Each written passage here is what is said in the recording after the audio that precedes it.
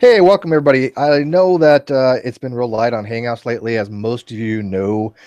I haven't really been feeling very well, and matter of fact, most people have not been feeling very well. Matter of fact, my baby's mama got sick, and my friend Kyle got sick, and everybody's been getting sick. So it's been really light this week. Plus, with the holiday seasons, people have been away with their families. So I kind of haven't been really doing many Hangouts. I haven't done one since Sunday, and I know Drag's been kind of picking up the slack. So thank you, Drag. He's had some really good ones. I've listened to him a little bit. But anyways, what we're going to be talking about today is the launch of a new podcast called the Non Sequiturs Show on iTunes, and what it's going to be dealing with, who we're going to have as guests, who we're going to have as co-host, and it's going to be basically my friend Kyle Curtis here, myself, and then a third party as a co-host brought in each week. And it's going to be dealing with a lot of different subjects that we talk about in the Great Debate community, but in a broader, more wider view, not just specific relating to the GDC, because it's going to be on iTunes, and of course it's going to have to appeal to a more nationwide and larger audience. So anyways, Kyle, kind of get people up to date on what you've been doing behind the scenes, because we already had people asking, are you already all ready to go on iTunes? And that is your area of expertise, because I've never been on iTunes, so I know that's a whole procedure to suss that out and flush that out and get that working. So right. It's good to go in the sense of in terms of like the creative side, artwork, RS excuse me, S feeds. You can't actually be in the iTunes store obviously without your first episode, so that's kind of the only thing that's keeping us from being there. Other than that, we're squared away and ready to go. I had a account in iTunes Connect with them anyway, because I do some stuff on the development end for Apple, so kind of got a little push assistance that way, which was really good. But yeah, I would say other than that first episode, we're good to go. And when is it going to be the first episode, and what's it going to be about? The first episode is going to be on January the 17th at 5 o'clock Eastern. We actually have a really good actually, he's a great first guest. His name's Tony Deo. He's had 2 appearances on the Late Late Show with Craig Ferguson, and one appearance on Conan O'Brien. He has 2 profiles in the New Yorker magazine. Really good. It's very rare that you get a comedian that gets 2 of those. He's just a really, really funny guy, and he's a lot like Jerry Seinfeld in that he doesn't do any kind of blue humor. It's all clean, but funny, not in a kind of cheesy way, but in a one you can relate to. So he's going to come on and talk about the creative process that goes into writing a joke, and how an idea or a thought that you have sort of runs through the gamut and eventually creates a joke that put him on TV. So I think it's going to be really interesting to kind of get in that psychology. In that very first show, that's a theme is going to be comedy.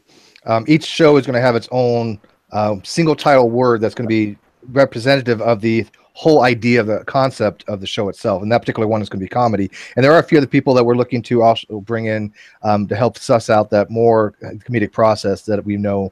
I've watched that, by the way. I watched his video on Conan O'Brien. It was funny. The guy was actually really humorous. Yeah. I used to be the house MC at the Funny Bone in High Point, and he was a local comic then, and that's how we met. He would come and do the open mic nights at the Comic Club, and then sometimes he would come in and feature on the weekends, and just really kind of climbed it from there. He worked hard at it, was on the road all the time, and now he's making it. So it's really good to see somebody that worked that hard actually make that dream, and it's going to be really cool to have him on, I think. Who do we have as a co-host for that particular one? Do we have a co-host yet? Or are we still looking for a co-host? That's still open. All right.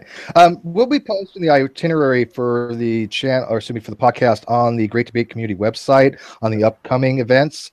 If people are interested in being a co-host, if they know about the topic, then by all means, let me know. Each week, we're going to try to have a different person as a co-host relating to the topic. So if somebody knows about comedy, I was trying to get Vito to be the co-host, but I think I'm going to bring him on as a guest instead. Right. But if somebody understands comedy, knows what's funny, knows how the comedic process works, then we would love to bring them in as a co-host. And that's kind of the theme for that third person on there, is to rotate it constantly and to bring people in from the the community that can come on. They want to learn something. They have a stance against it. They have a strong stance for it. To bring on and kind of create a more personal dialogue, I think. But yeah, that's going to be really good. I'm going to screen share the live chat because everybody knows what I look like by this point, so not that impressive. But I want to show you what they're seeing in the live chat, or they're saying in the live chat. So 1 second here. Do I want to see? Oh yeah, I think you do. Presents. Okay, so is this visible now? I can't see it. No. Let me check. I have to blow it up. Okay, so let me make that large, and then we go. This is why I have the monitors. Look at that. Oh, that works great. While you're doing that, I'll just go ahead and roll into the next week's show. On the 24th, we're going to be doing what I think is a really cool idea. Is we're going to bring on some guests to talk about the psychology of food, and not the preparation side, but what goes into the way that you can set up a plate. There was a study done that they took the same meal. It was the same everything, same ingredients, same amounts of everything. They just arranged it differently on a plate, and they put it in front of people, and they asked them to rate which one was better and which one they or how much they would pay for that particular meal. And the plating, 99% of the time, went back to the one that was the best, and it was like a $3 difference in price, somewhere around there. So we've got some people that are going to come on and actually talk about the sort of things chefs have to think about when they're plating a dish, because that makes a difference. And I think it's going to be a really neat. Yeah, well, normally eating food is a whole sensory perception thing, right? I mean, it involves all the senses: smell and taste and visual. Right. When people look at something, they'll say, "Hey, this looks appetizing," and of course, I think they're more willing to pay a little bit more for it. And I think probably subconsciously it tastes better. Absolutely, I agree. Okay, I just made this larger. So the outside chat, they're saying they're looking forward to this podcast. Let's see here. What else? That they're atheist. Good to know, Flip. Although I already knew that. Me too.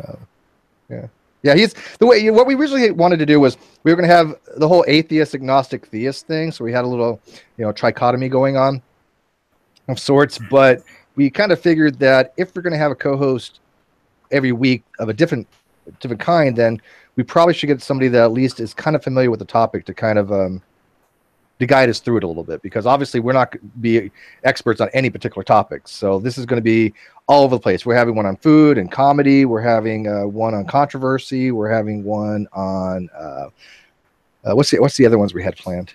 Right now we've got the comedy show on the 17th. On the 24th is the food show. The 31st is going to be Doubt, which is going to dive into atheism. Actually, I have Pam Whistle, who is the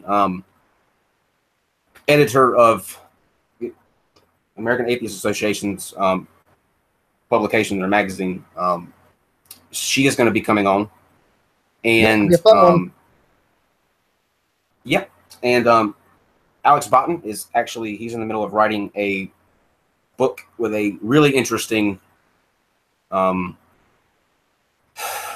I don't even know how you would describe it. It's a brave move. I'll put it that way. But he's going to come on and actually talk about that and what he's been up to. Following that, we have the founder and managing editor of Beverly Hills Lifestyle Magazine, which is obviously in Beverly Hills, but it's a very prestigious magazine. He's in the middle of the industry. He nicest guy in the world. He's going to come on and kind of talk about the idea he had for that magazine and how he took it from just an idea to now one of the largest publications on the West Coast for sure. But he's going to come on and talk about that. after that is the controversy episode, and we'll hold that to talk about later. And then on the 21st is going to be Reverend Stephanie Clark, who has a and hear her message. She is kind of blending or destigmatizing sex when it comes to being religious. She thinks that the two go hand in hand and is natural, and has a really interesting sort of philosophy about that. So she's going to come and talk about that for that show. I think we kind of pretty much booked for the first 8 weeks, and we haven't even launched it yet. So that's a pretty good sign. Most places you have to you have to at least have something on the board before you get that many guests already lined up. So I think we're doing our roll off the bat. People have asked where it's going to be located. Again, you can get the upcoming events in the GDC page. I found that that's probably the most optimal place to put it. It'll be on just upcoming events, and when it gets uploaded, it'll be uploaded to iTunes, and there's also going to be a new channel on YouTube that is strictly going to be for the visual aspect of the podcast, because there's a lot of graphics that are going on with this. Yep. So that channel is now in the video description in this video. It is brand new. There's only like 5 subscribers to it so far. That's how many few people are familiar with it. So if you want to start, like subscribing to it now, that's great. Or you can wait, but might as well do it now, because there will be all the podcasts uploaded to that. So there's 2 ways you can actually listen to these podcasts. You can listen to them through iTunes, and or you can go and watch the video. And the video obviously is going to have a little bit more visual effects. And they will be uploaded to the website, which will be Non Sec Show. That's NonSeq Show. They'll be in kind of a pagination format on there. And that's going to be its own. That has its own domain right now, and we also have a telephone number that's going to be the call-in, so people can actually call into the show. Yes, nationwide. And Steve, do you want to tell them what the number is? You know what? I just know the prefix. Can you tell? Do you want to give? I don't know if we want to give out the number right away, because people are going to leave some messages first. But I can tell. Well, it's very fitting, the number that we got. I can tell you. I can tell you the prefixes, and it's only because think about this: non-sex show, so non sequitur, so NON. So what does that? What does it actually translate in numerically? 666. So I don't know if that's a sign, but we'll take it. So just for everybody's nerves that has a problem with that number on the branding for like the website and all that, I just put it in format, so it's 747 non-sec 1.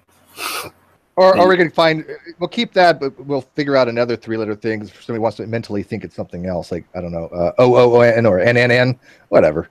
It's still gonna hit equals 666. Well, they still got to hit the same numbers, but they won't mentally think it's 666. It's true. It's kind of like the food thing. Perception is everything, right? Yep. Well, that was we're looking forward to the Geek Room leaving dirty messages. That's one of the whole goal of having our own phone number, so the Geek Room would call in and just leave us dirty messages. Oh, I like that idea. Yeah, that's great, actually. It's a good idea. We have several really good segments too that are going to kind of break up the show, so it's not going to be all a interview style format. There's going to be a good variety of things going on. Trying to balance the humor with the information, I think, and there may be a couple filler videos in between. Yeah, people are wondering how this ties in the GDC. Kind of let me explain to them a little bit. Obviously, this is trying to reach a much bigger audience. The fact that we're having like the owner and founder of Beverly Heroes Magazine come in might actually lead to a very affluent type audience, which I don't want to have changed the format at all. I want us to do what we want to do, and I'm not going to cater to any specific demographic except for adults. I mean, it's not for kids, obviously. I don't want it to like have a children's show. But the way the GDC ties in is that when we do have a show, the next following day we can talk about it like on my channel or the GDC channel, or well, I don't think we'd have the non-sex channel. I think we can just have the videos for that one. But it's something where when we have a topical thing that's worth discussing, like for example, food, we're not just going to be discussing about how food looks or is visually appealing or how that changes anything, but we're also going to be eventually talking about how different ways of cooking can change the molecular structure, gastronomy, and how how chemistry goes into the art of cooking. So we're going to have hopefully some chemists come in and talk about that. That's what we're trying to arrange right now. And also too, it's kind of an extension or a platform for the community as a whole. When I first approached Steve, I had an entirely different direction that's still being done as we speak. But some of you know I was doing a kind of a backstory on the GDC and the players that are in the middle of everything. I was doing kind of a documentary on the dynamics that goes into that. And so what I've decided to do is, instead of doing two completely separate projects, that will actually still be a part of this. So it's kind of a way to highlight members of the community, events that have happened, some arguments that have come up, anything that needs to be cleared up. And still, I'm going to do the interviews with the people that I've got so far, and they'll be put out as a kind of a special part of the show. So he called it research for a documentary. I called it stalking, but it's semantics, I mean, yeah, we're stalking. Definitely. Yeah, it's weird when you think, people listen to us that aren't even engaged. You had not actually engaged with us until long after you were familiar with all the players, and you're not the first person to do that by any means. And it's a little strange to think that there's actually people out there that know more about us than we know about ourselves, I think. Well, I began it as a I just happened to stumble across a debate, and kind of got hooked on the story that wasn't being told during the debate. You can kind of pick up on that there's a lot more going on behind the scenes. So I just began to watch debate after debate after debate, and it was about a year. But I had for 6 months into it that I wanted to do something on the individual side, because all you see during these interactions are the two people when they're having to be guarded and fight for their side and their claim. I wanted to sit down with the individuals one-on-one, and not in a combative or a trying to disprove them tone, but get to know them, how they grew up, if they grew up religious or not. Did they switch sides? And I've done about 12 interviews so far, and they run the gambit from Cy 10 to Brett King. I interviewed him a couple weeks ago, but you see a different side of people that I think some will surprise you, some won't. But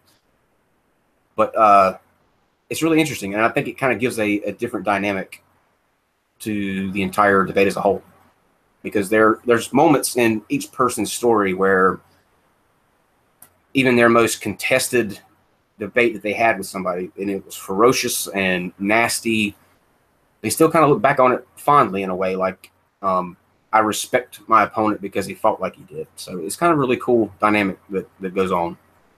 So how will you be integrating all these interviews you've done with people? How will you be integrating all the interviews you've done with all this? Well, probably the ad hominem on the weekends. What we want to do is send out content also during the week, this kind of filler stuff. So we're looking at Saturday doing kind of a special called ad hominem, where it's different. It's a different kind of form of content, I guess. And I want to highlight maybe once every other week at some point a particular individual. And I can grow on this now because we have a platform that's going to kind of keep going, hopefully. And once I get done with the ones that I have already done and booked, I can then start reaching out to various other members, and it can just kind of be a continual thing where we get everybody's side. So I think that'd be a really cool move. Yeah, and I'm hoping also to add in some kind of things with videos too. For example, lately there's been some really good new videos that come out, and I think that this would be a perfect opportunity to shout out to some of these creative content creators and their video. And what I would like to do is, if their video is short enough, kind of give a quick synopsis of it and why I liked it and kind of recommend it to people. So when people are putting out videos, this will help circulate it.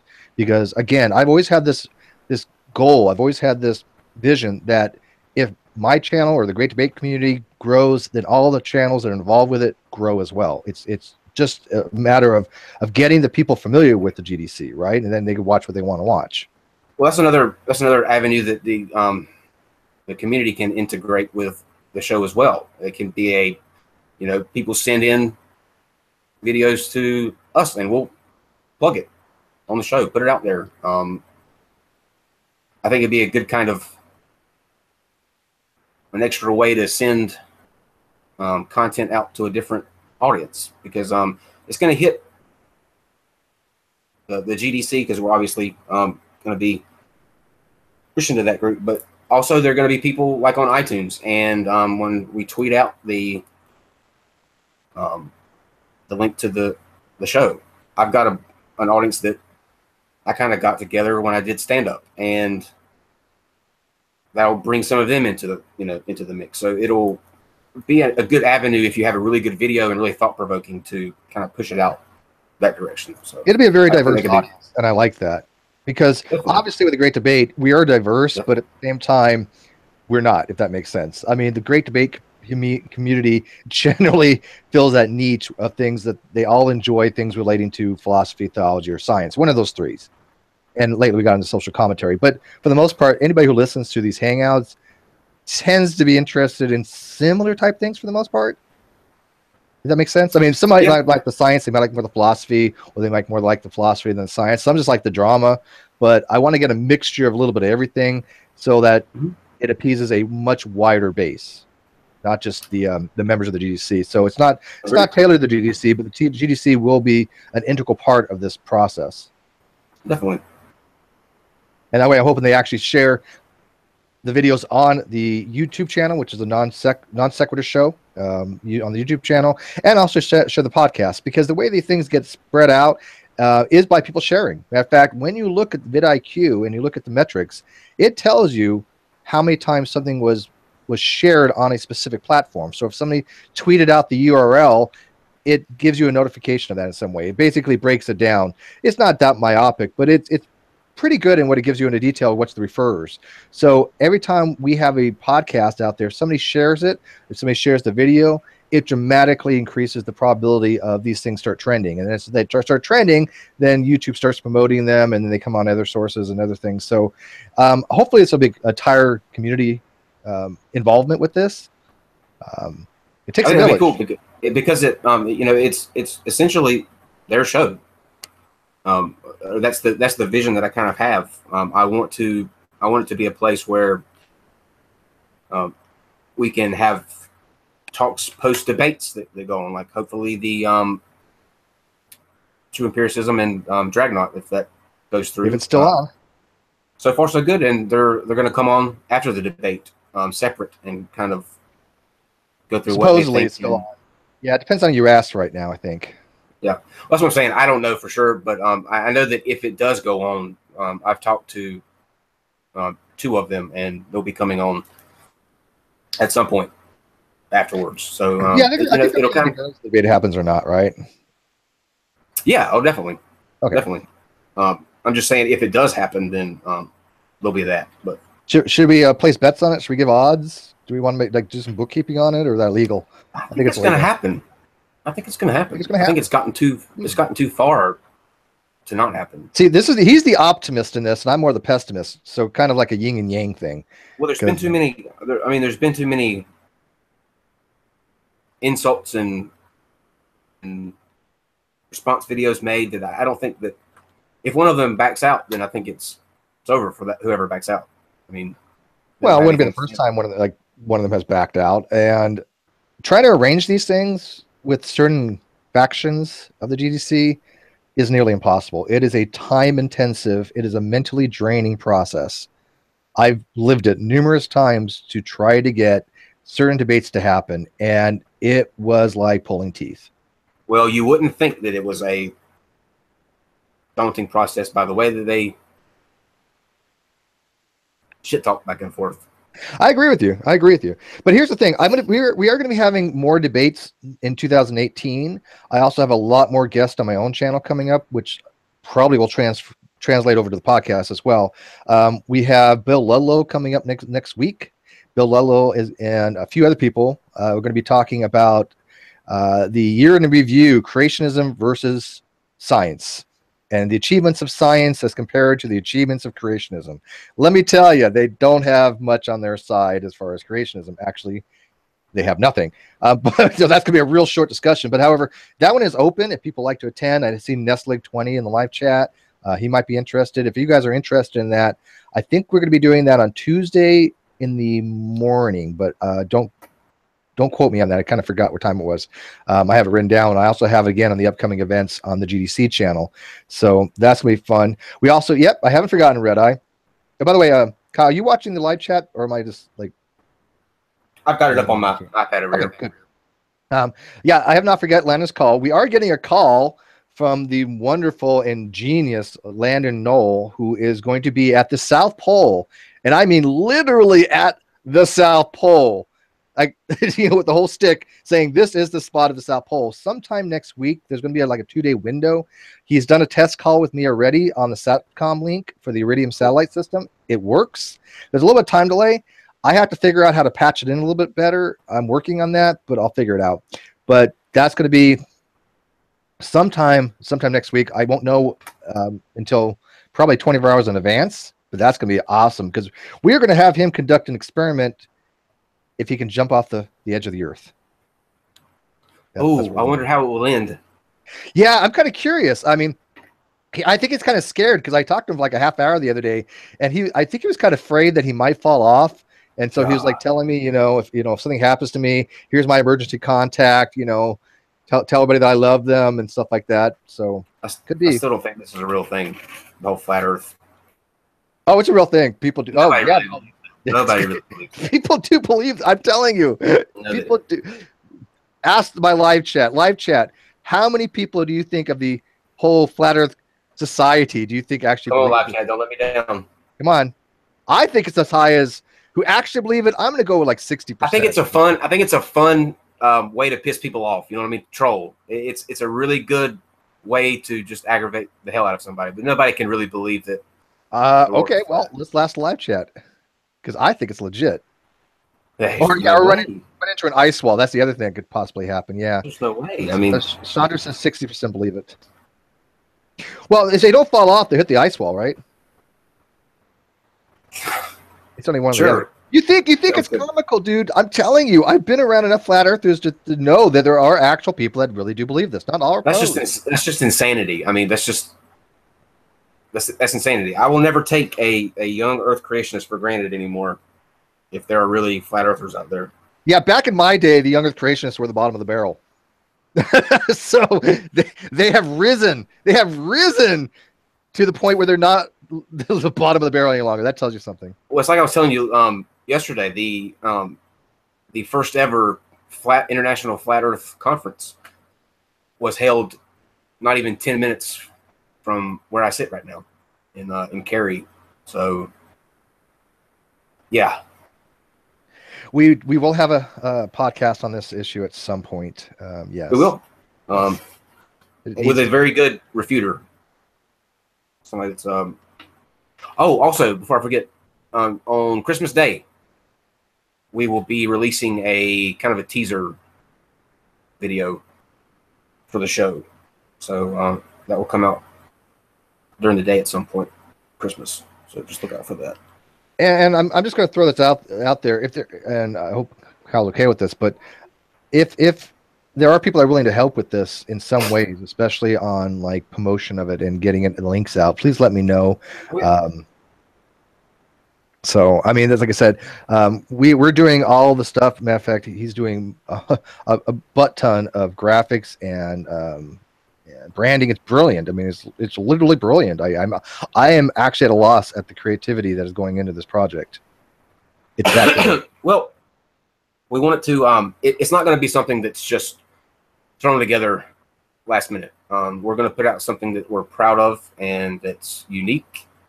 We want to work, and it's not like a side hobby. Yes, I have a full-time job, but I'm able to spend the time I need to invest in this too. But I really want to put something out there that got the intention to make it. You know, that's my goal. I don't consider the possibility of it not working, and that's just kind of how I run with it. And Yeah, failure is not an option.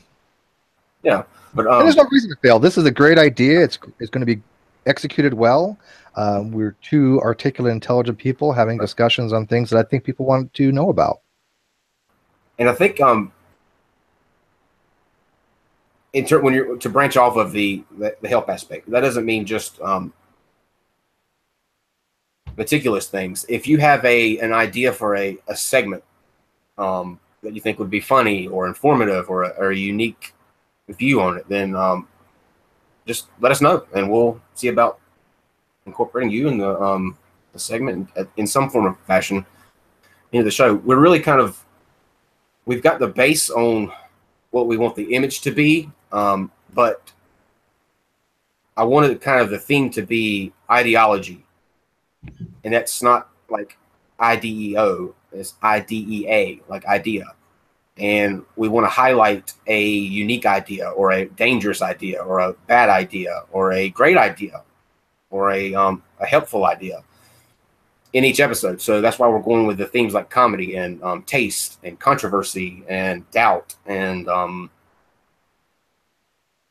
style, and just kind of that each person that we interview had a unique idea in that particular field, and we want to kind of branch through that and what all goes into it. Because I think, especially with comedy, I don't think people appreciate how much goes into the actual process for a joke. Because there's nothing worse than getting in front of a crowd of 50 people and having to do 10 minutes, just 10 minutes, and not getting any laughs. It feels like forever. I mean, it's the worst. That is a miserable experience. It is. And it's happened. I've had it happen so many times. I had with the same set list.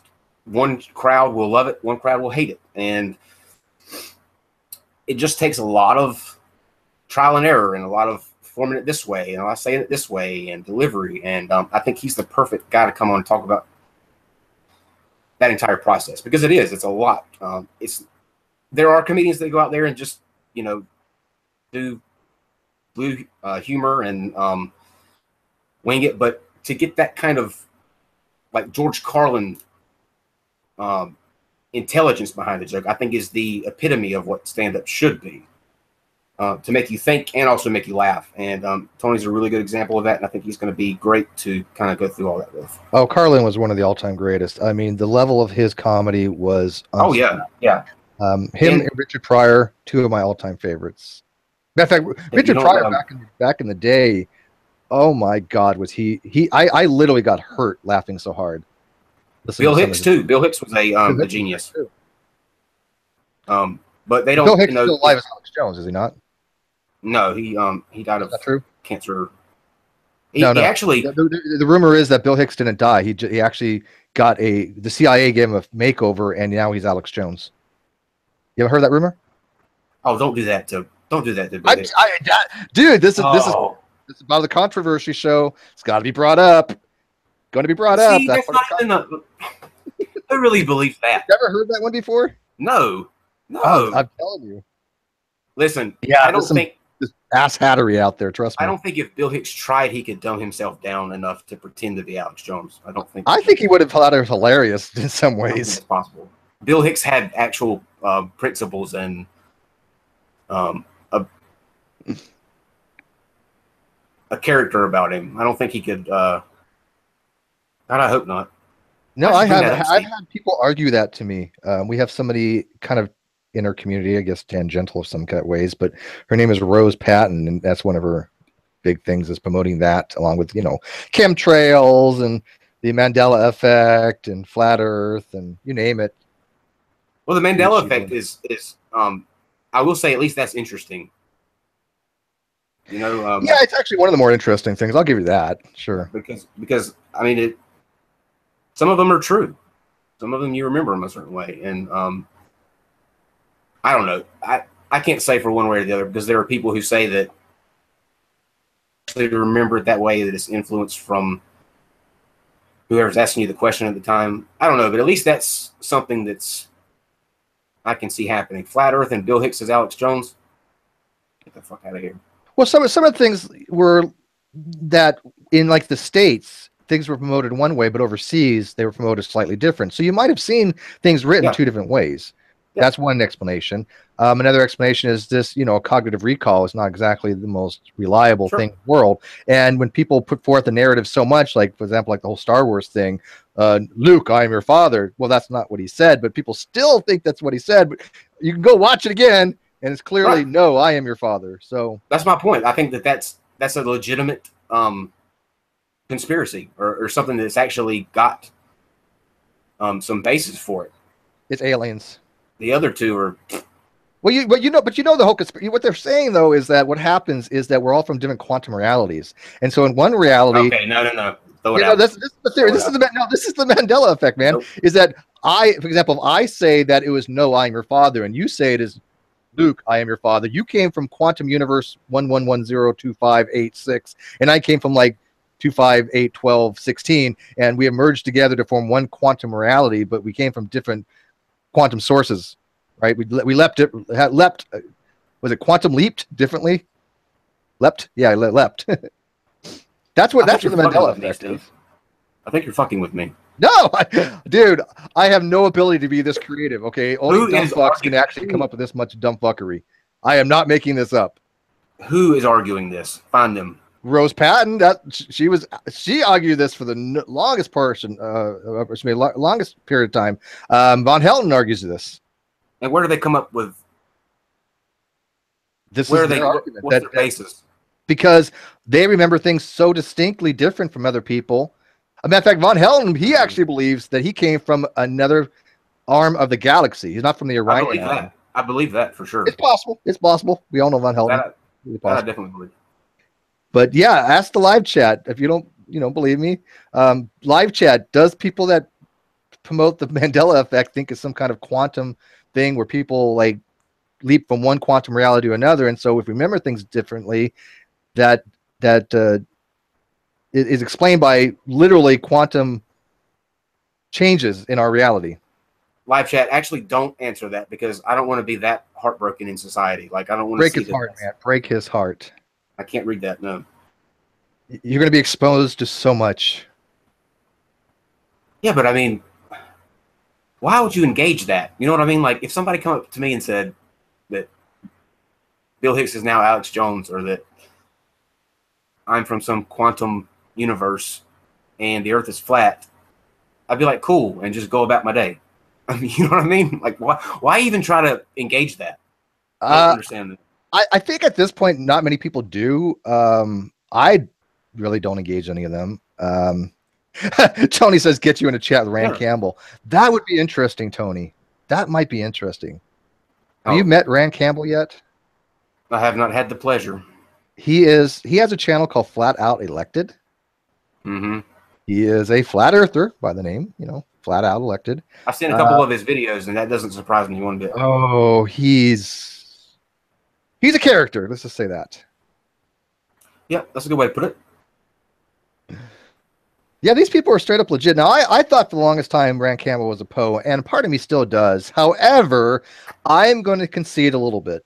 There are people that I know, that I trust, that have assured me that he literally does believe the Earth is flat. So I'm going to, for the sake of argument, kind of put aside my personal belief on that and just kind of go with that until I have more demonstrable evidence otherwise. So I'm not going to actually say he doesn't believe any longer. I think they've convinced me that maybe he does. Again, I don't know. Well, since I'm not familiar with that unimaginable concept, what is their basis for saying that the world is flat? Go outside. It looks flat. Steve, come on. Yep. Yeah. Stop fucking with me. You think I'm kidding? You think I'm kidding? One of the things they argue is there's no curve. Where's the curve? Water doesn't stick to a spinning ball. I mean, we can't just make this. I'm really sad, and I'm really sad right now. I'm genuinely sad. Okay, they say pillbox is a Poe. Okay, that one I do believe. I haven't changed my position on that one. Sabella Shepherd says pillbox is a Poe. I am convinced beyond all doubt that pillbox is a Poe. That his name's we nicknamed him Poebox because of it. So please don't. What about Poebox actually believes his own shit? What about Darth Dawkins? Is he a Poe? No, Darth Dawkins is not a Poe. And Tony points out that Rancam used to be a con man, and he believes that he never stopped. Yeah, Rancam was a con man. Matter of fact, he admitted he was a con man. He was definitely a confidence man. So that's why I just don't think he buys his own bullshit. No, that's too much of a character, I think, to be real. And he does put on a character. Matter of fact, I have a good rapport with Rand, believe it or not. I can actually talk to him anytime. We talk outside of hangouts, and he's a homophobe. Well, they all are. Dude, first of all, any of these people have the same mindset. They really don't differ from each other much, right? If you find anybody that accepts flat earth or young earth or any kind of fuckery like that, they kind of have general personality traits that are ubiquitous between all of them. They have to be homophobic. They have to be against abortions. It's just a bundle that comes with them, it seems. And I hate to be generic in general, because obviously individual people have their own beliefs, but I find it to be the case. Go find me a flat earther that isn't a theist nutter for the most part. I think I've seen one or two. It's very rare. How do the two correlate, though? How does the flat earth in any way have any association with a religion? Well, where do you think they get the whole flat earth narrative from? They first get it from the Bible, because they think the Bible teaches flat earth, which in a way they may not be wrong. I mean, Floyd FP has a very good arguments why the Bible does promote a narrative of a flat earth, because at the time, that's a few of them did think that way. Now, a lot of them didn't, and I think at that time they will literally make that book fit any narrative. It's crazy. Yeah, it's crazy. But as Tony points out, if you go look at the Clown Car Posse, find one that is not a homophobe. Find one. I dare you. Well, the list is out. Me being gay is going to make that a very fun time then. Yeah, go look at the Wikipedia. The Wikipedia link is below. By the way, please, going into 2018, because we're expanding so much, we're probably going to need more people helping with the wiki. A few people have been adding their own pages, which is great, and they've done a great job. Who just added a page? It's really funny. It's really funny. It's great, isn't it? But somebody just did a wonderful page, and I can't remember who it was, so please forgive me. But they added their own page, and it was awesome. So, yep. Whoever's writing that is got it, because that's. I do a lot of it. Hiller does a lot of it. I think Lamet Student does a lot of it. Kevin does a lot of it. Yeah.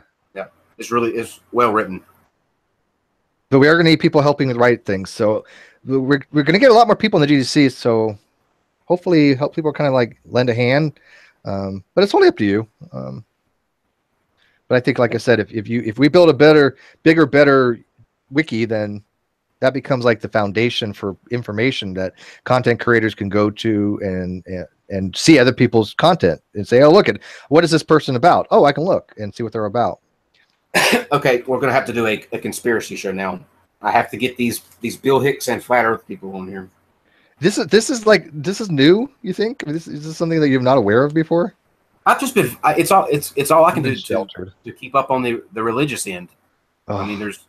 I feel like I'm corrupting you now. I feel like I'm molesting you with dumb fuckery now. I don't think that I could not handle getting involved full time with the flat Earth and Bill Hicks and Ayers. No way. So let's one thing. I got to catch up here. This is going by so fast. I have tried Portal. GeoStriver said it was on sale. I did buy it. It was like $3 for both of them. Not a bad price, because I had $2 left in my wallet. What's that? Steam wallet. So I was like, oh, this works out great. It cost me like 20 cents on PayPal. What is that? It's called Portal. And Portal 2. What is it? It's a game. So they asked me that. I did play that. And has anybody on my channel debated a flat earther on that topic? And if so, do you have any videos of said video? Dr. Oz Logan writes, yes. We have had debates on my channel. Matter of fact, somewhere in the 580 videos that I have, there's a video of Reg Rhetoric, myself, Sean Hufford, and a few other people actually convincing Jamal Williams, who was a flat earther at the time, that the earth is not flat. And he actually, to this day, has actually agreed now that it's not flat, because he used to be a flat earther. Now he's just a young earth creationist. So And go check out the guy that Scholar Fiction interviewed a couple weeks ago. Oh my God. Pilot. That was wild. What's his name? Dunlow? I don't know, but I felt like I needed to be smoking a bowl the entire time that debate was going on. Yeah, what's his? I think it's Dunlow. He's got a following. Oh, the pilot man or something like that. Yeah. Hold on. Yeah, that was great though. That was great. He's a wordsmith in a way. I mean, if you didn't know how inept he really was, it's almost like listening to poetry. No, he's very charismatic. Very charismatic. Just the stuff that he was saying, it's just so. And by the way, we have a legit flat earther in the live chat right now. I mean, not a Poe. Dolo, the pilot man. That's DOELOWDA, pilot man. Now, do you think he's going to be in the running for Dumb Fuck of the Year next year? Oh, He's got to get a top 10. I think he has staying power. I mean, he could vanish tomorrow. I mean, I had a guy named Hyper Calvinism that I did a discussion with, and he got ripped so bad that he deleted his G+ the next day, and nobody's heard from him since. Good. So, yeah, he presupposed astrology. I don't even know what the hell that meant. I don't know, but it's entertaining as hell. I mean, you cannot not smile during that whole exchange. It's just impossible. It was bizarre, to say the least. Yeah, but it was bizarre in the best way possible.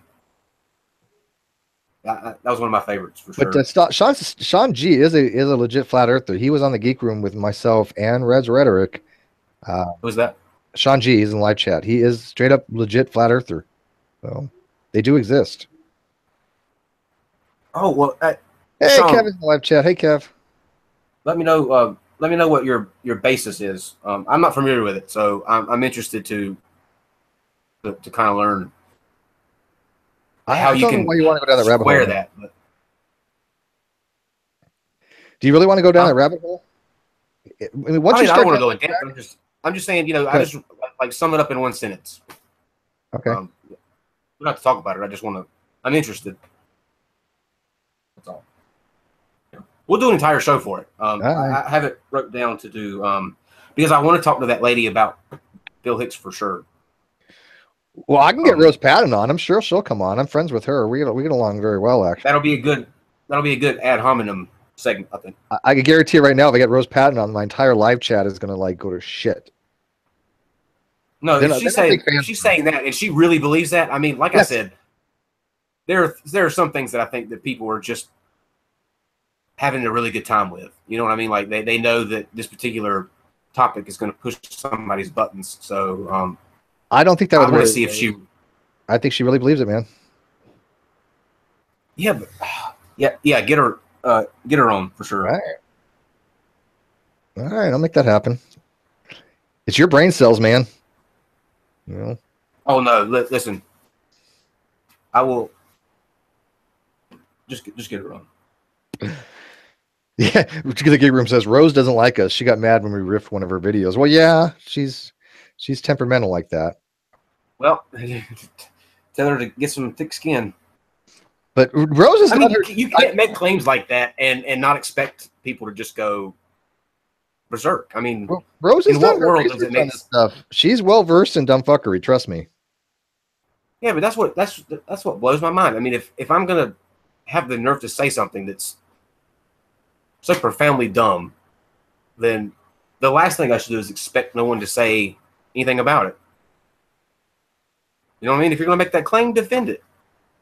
Yeah, well, okay, here's the thing. Like, there's only so much you can actually say about this shit any longer. I mean, we've been dealing with for so long. Yeah, Kevin points out Rose hasn't been really active lately. I'm going to have to find out if she's even okay. She kind of dropped off the planet when she was on Flat Out Elected, and I haven't really heard from her. Well, you know why they get so angry when they have to defend it is because they know it's not true, and they don't like having to make up or try to run around circles to explain that. That's what it boils down I to. think a lot of them do think it's true, though. I used to agree with you a little bit. I used to think they're all posed, but no, I've met some people that I am convinced they actually believe this dumb shit. They really do.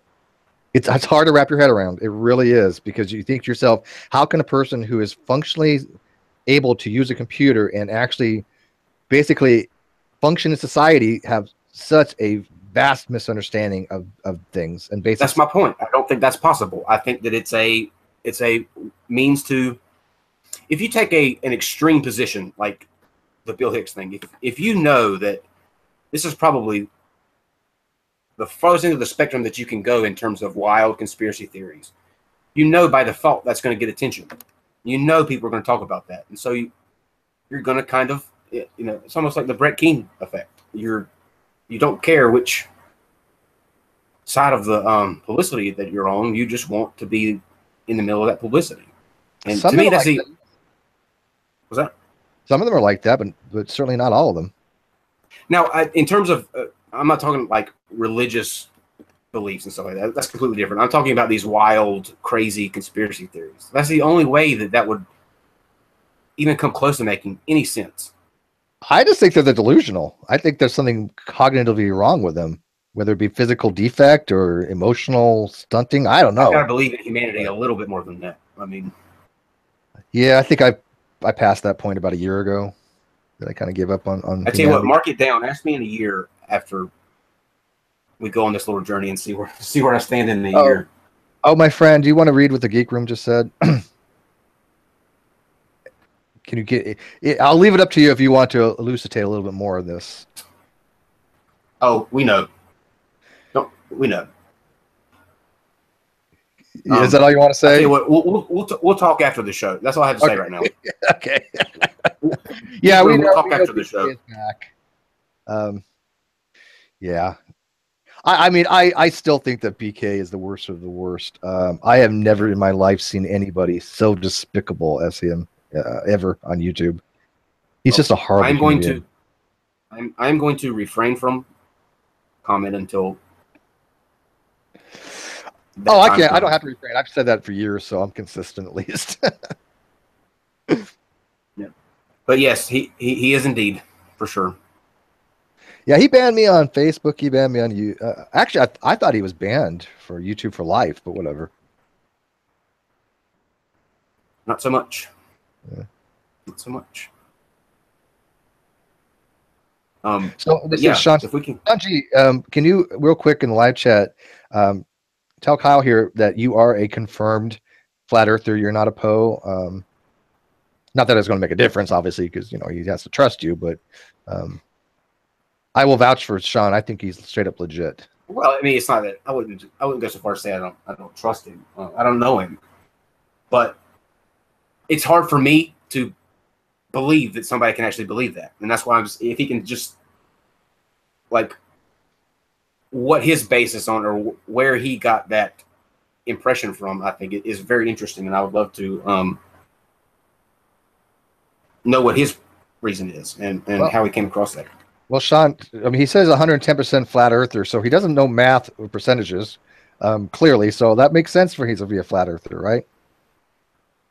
Because you can't be more than 100% something. I say that all the time too. So I know. I can't even lie there. We'll let him slide on that one. But no, he is a flat. I gotta be in his corner on that one. I say that all the time.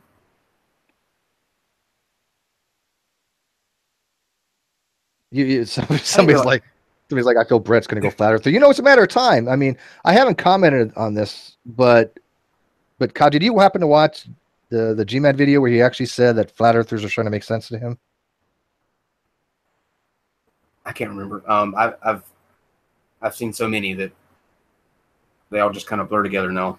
I believe, like I said, I think that it's a journey to find where the nerve is at the time. You know what I'm saying? I think that's the mission there. I don't think it's a way to kind of self-exploration or anything like that, self-discovery. I think it's what's going to get the most talked about drama started.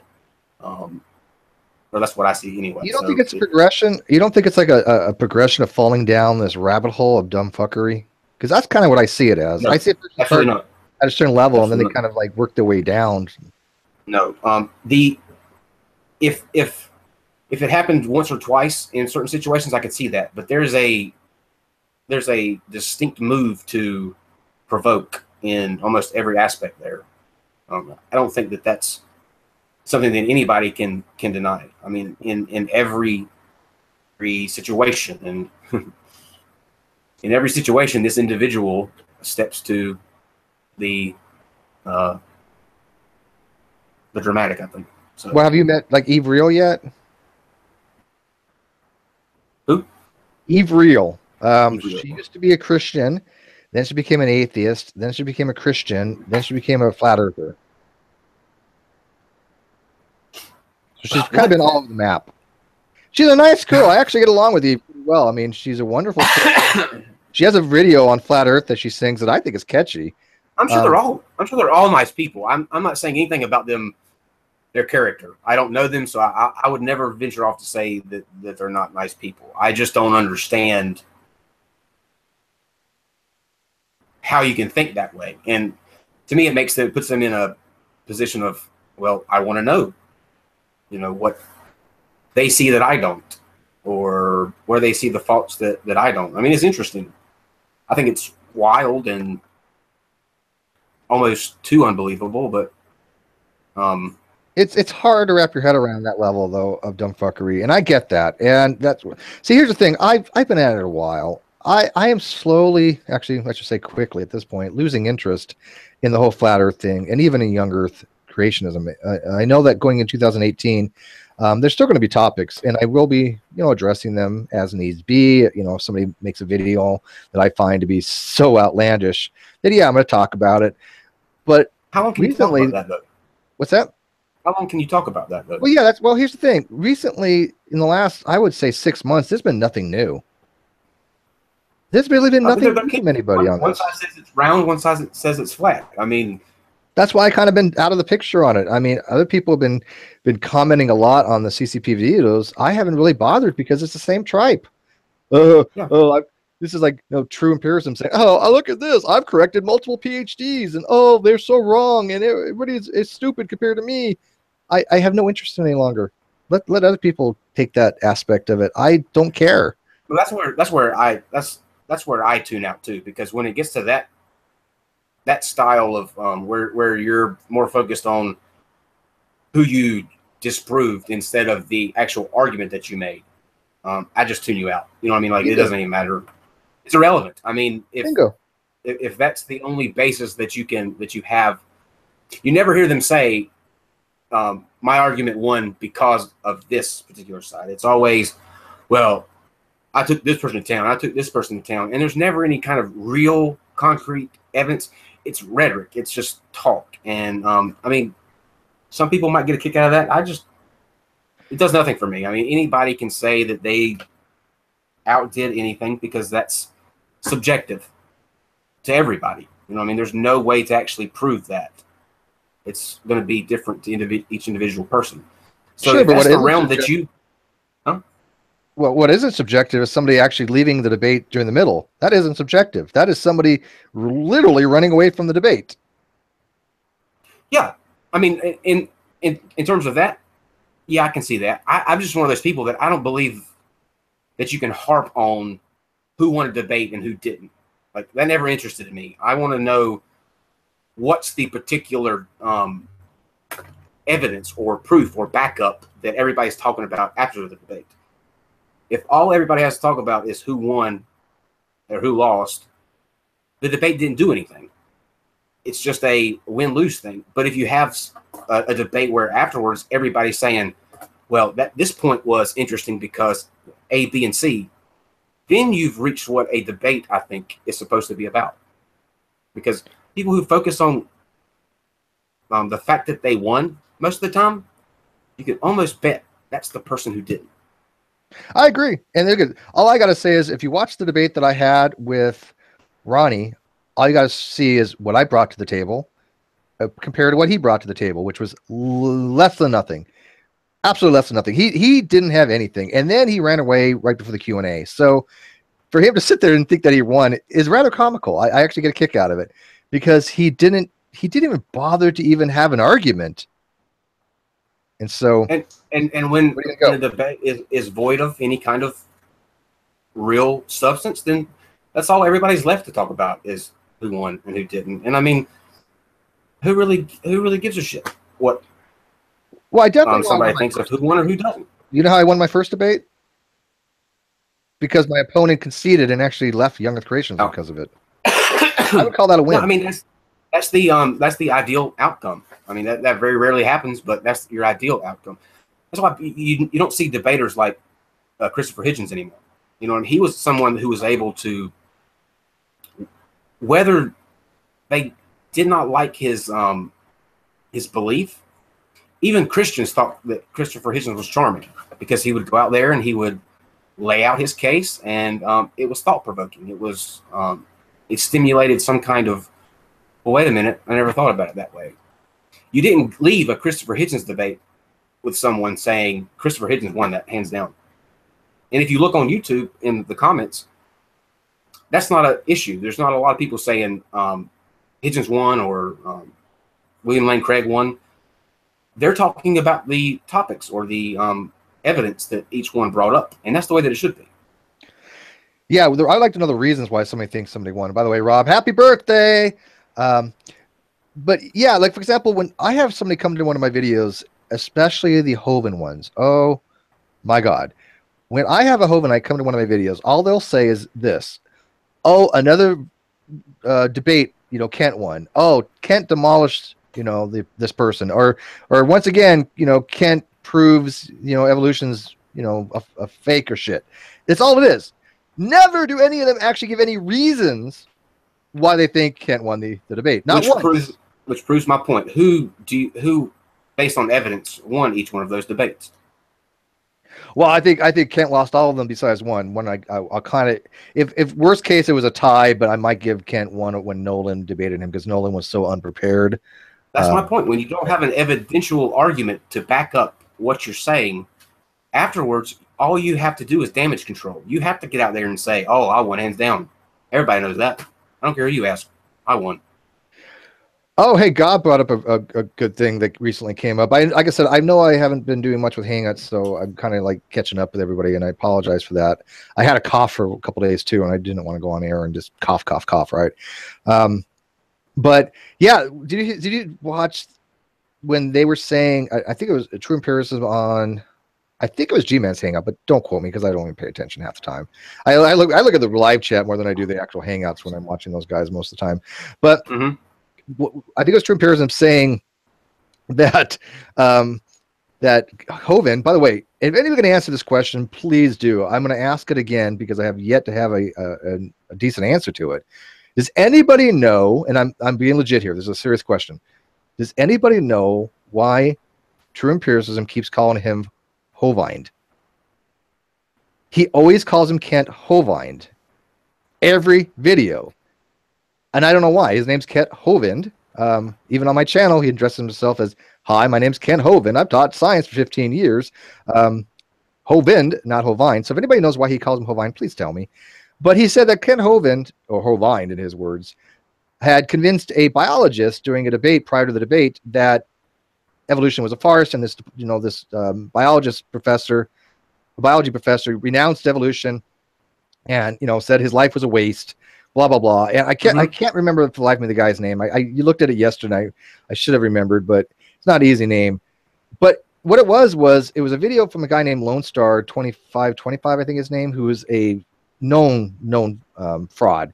He's just a pundit of Kent Hovind, and he was edited such that what they left out was this professor was saying this as a joke prior to his debate. It was just a bad joke.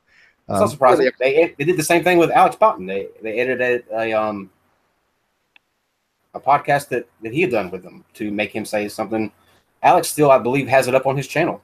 Where he goes through and actually shows you the original audio.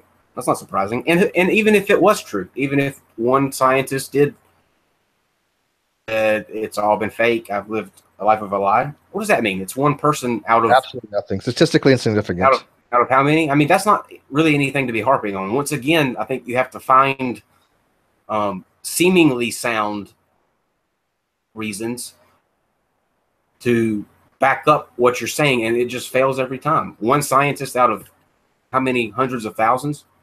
Great, Well, even awesome. worse, though, is that he's been corrected on this before. This is not the first time this has been brought up, right? I mean, they just willfully will disseminate false information, regardless of if they've been noted. That is bullshit. There are people who actually, on purpose, subscribe to InfoWars. Same deal. Ben Wagner, thank you, Gob. Yeah, it was Professor Ben Wagner. And I watched it. I watched the Lone Star video, and I watched the actual debate. And of course, anybody who goes research this can see the guy did not give up evolution because he did the debate.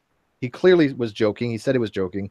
But of course, Ronnie doesn't understand this or something because he doesn't care to do his due diligence. Well, like I said, give it to him. Let him have it.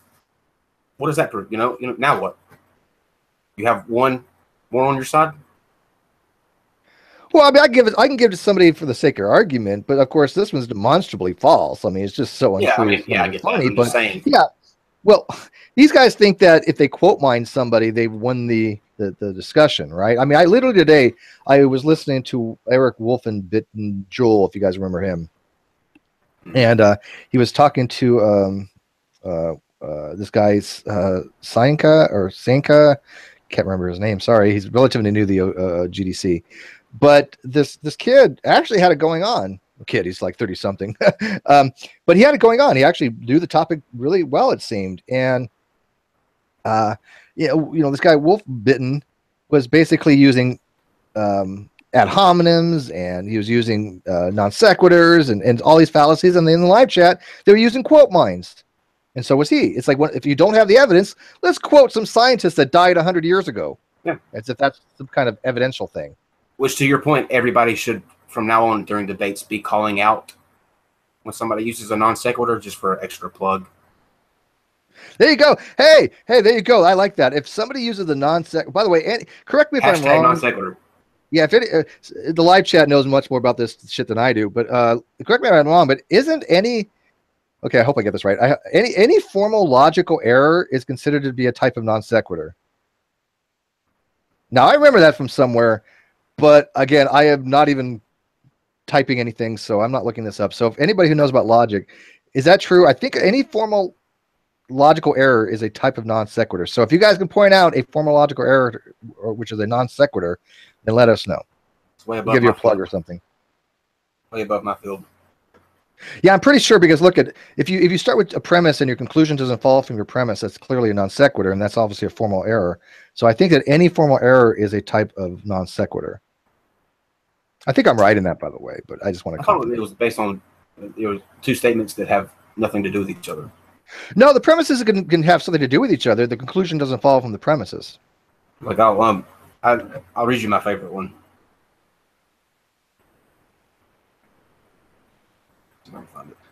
Like let me think here. All cats are mammals. Tyler is a cat, therefore Tyler is a chick. Right, Tyler Durden? It doesn't follow from the premises, you know. Right. That's kind of what.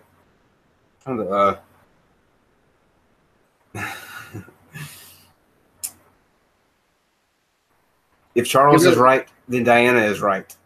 As Diana is right, therefore Charles is right. if Diana, wait, say that again. That just makes my head hurt. No, say it again. If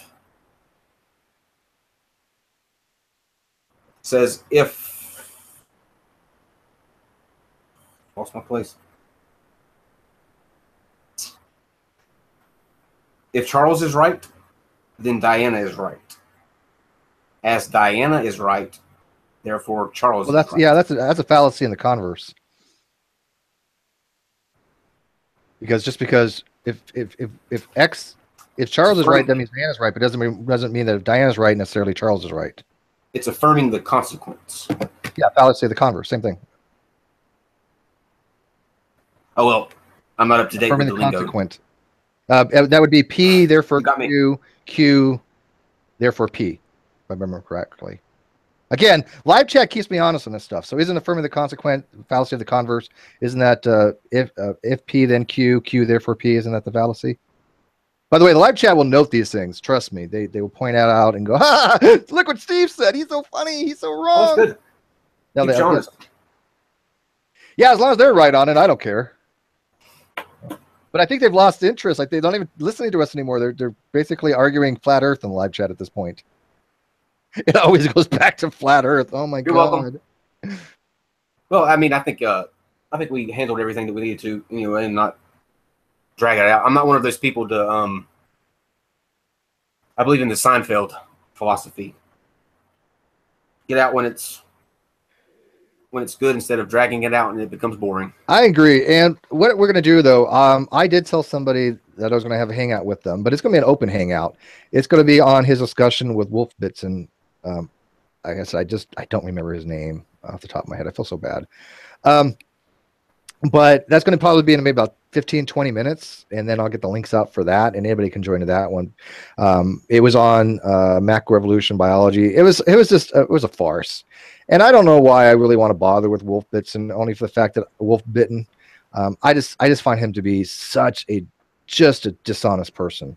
Well, not Wolf. Well, I will definitely listen while I'm wrapping up some things for Monday's little teaser. Sounds good. All right, let's wrap this up. So if you guys got questions on this, let me know. You got a million different ways of messaging me. Now that I'm feeling better, I'm going to be trying to keep up on my messages because I know I got backed up. Sorry. But you can reach me on Twitter. You can reach me on G+. You can reach me on Facebook, YouTube. It doesn't matter. Just find a way to reach me. Let me know if you want to get involved in this with us, if you want to be able to give suggestions. Anything you do, we'll definitely try to bring you on board. We are looking for co-hosts for certain things. Like I said, so if you think that if you go to the upcoming section on the GDC, and this is the actual www.greatdebateCommunity.com page, you go to upcoming things. If you find something on there you think you might have an interest to be a co-host, let us know. I'll let you know if it's open, and I guess we're going to end it from there. So, and you can also, real quick, Steve, you can also tweet me or get me on Twitter. Mine is Kyle R. Curtis. If you have any kind of ideas for segment-wise, tweet them at me, and I'll contact you, and we'll see what we can do about fitting them in. Because I like new ideas. The more unique, the better, I believe. And we do have an email at nonsec.com. It's just not forwarding yet, so I'm not going to give that out yet because it's not forwarding in my main account. But we are going to have our own email along with our own phone number. So yeah, and I'll actually have Steve's going here in the next. That's the first thing I'm gonna work on. His is Steve McRae at Non-Seq Show, and that's NonSeq Show, and then mine is just Kyle at Non-Seq Show. Yeah, it's non-sec, not non-sex, by the way. Make sure that you get that right, because there's a big difference, right? And actually, too, what's going to be on the website and stuff like that is going to be live at Non-Seq Show. So there's that third option, too, which is working. That's just going to be kind of a catch-all for anybody to leave comments, suggestions, feedback, stuff like that. I think I'll put those in the video description at some point. So we'll go from there. Yeah. So anyways, pay attention. Yeah, non-sex. Yeah, trust me, I know all about non-sex. I can have a whole show just on that. We actually are on the on the 21st of February, I believe. That's true. He's not even lying. Yeah, and she's really good. So that's going to be a good show. It's the 21st of February. Okay. Yeah, I'm actually looking forward to that. I actually looked into it a little bit. Yeah, it's going to be a good show. But it seems interesting. It's going to be very interesting. Reverend Stephanie Clark. Reverend Stephanie Clark. Go look her up, guys. A lot to look forward to in 2018. We're going big time. I want to bring as many people on board to help out with the Great Debate Community, the Wiki page, the GDC web page, the non-sec page, anything people do to help out. Please, now's the time, because in 2018, there's a lot of content creators that are going to be involved in this as well. We have a lot of them coming in as hosts, and we just the other day found out that I don't know if you like him or not, but Cult of Dusty is going to be promoting a lot of our channels, including mine, Holy Kool-Aid, and a few other channels supposedly. So Yeah. It never hurts to get shout outs, right? No, So definitely not. I think even people have different opinions on different content creators. I don't necessarily see it that way. From coming from that mindset myself, I appreciate each individual person's kind of what they bring to the table. That's why I say that if you think you have an idea that just seems so inconceivable and out of whack, those are the ones that I like the most. Me too. I want to be. Me too. Yeah, and Steve will tell you I have some outlandish ideas all the time. He does. And this kind of came out of there. If you think about it, this was kind of a wild long shot, I guess. But gotta do it. Gotta make it work. And we will make it work. And we are definitely going to make it work. So keep in tune for that, and keep going to that page, the upcoming section on the GDC, because I'm going to try to keep that updated with all the upcoming events. Because there's some events next week. I think we got 2, maybe 3. Going into the new year, it's going to be nonstop. So I know, like I said, we've taken kind of a break because of the holidays. I'm seriously down. I'm going to have a hang out on Christmas Day or anything like that. So I'm going to have another hang out in about 20 minutes. I'm going to leave you guys the links when I start that. But anyways, thanks, Kyle, for coming in and talking about the Non Sequitur podcast. I'm looking forward to it like you wouldn't believe. I think it's going to be a whole new opportunity for us and to everybody else that's going to be along for the ride. I look forward to working with you guys. Thanks, guys.